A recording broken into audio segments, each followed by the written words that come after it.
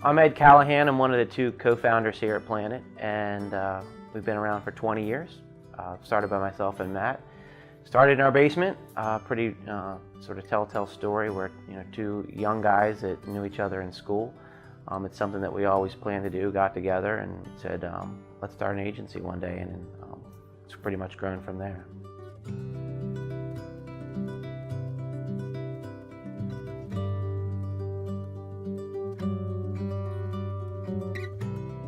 When you think about how we position Planit versus the other agencies, I see us as very different.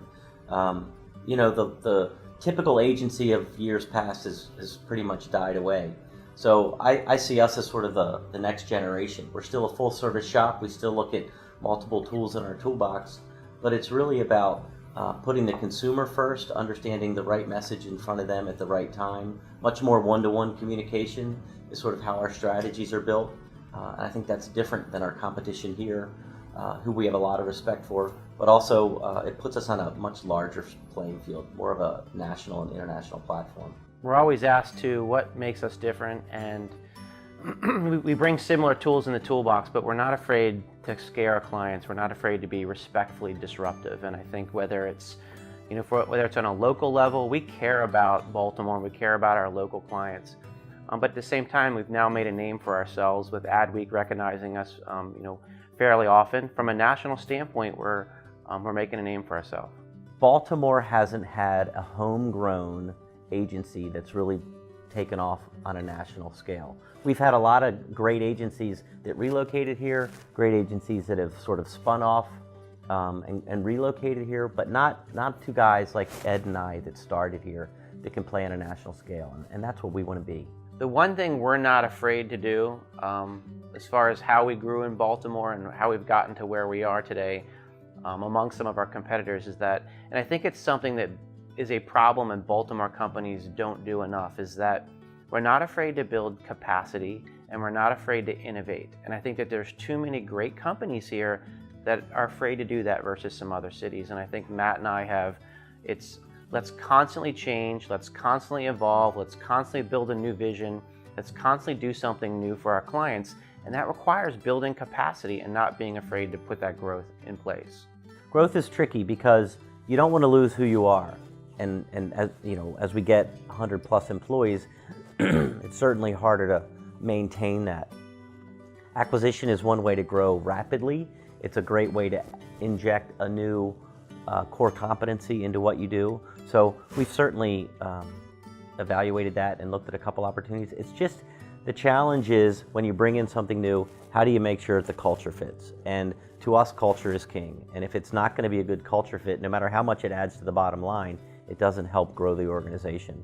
So that's been probably our biggest point of hesitation, is making sure whatever that acquisition is, it fits both fiscally but also culturally. Yeah, I mean, at its heart, Matt and I are fearless. I think that we're not afraid to grow into new areas, acquire another business, but I think we spend more time innovating what we're doing for our customers. We have a real good mix of B2B and B2C clients. So we have our retail and consumer clients, and then we also have our from a business to business standpoint.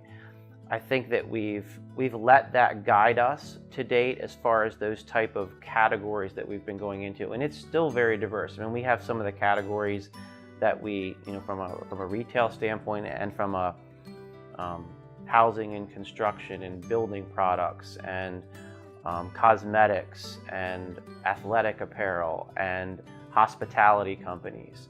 So we have these categories that we've done a significant amount of work in that sort of steer the ship. I think when we look at who we go after as clients, we tend to focus more on the like consumers.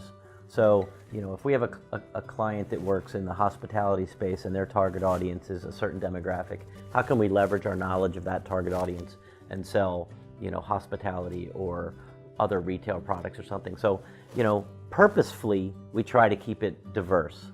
It inspires our creative folks to work on different things at different times. We learn more that way. It keeps us coming back and keeps our sort of minds fresh. So we want to have a variety of clients, but we want to be able to leverage the knowledge we have from one and bring it to the table with the other. Today, I mean, everything has changed, in a big way, and it's actually for the better, where before it was, what does brand really mean, and how are we measuring that today? And with the analytics that are available, we just know where people are. We know what they're responding to. We know how to get to them. We know how to get back to them.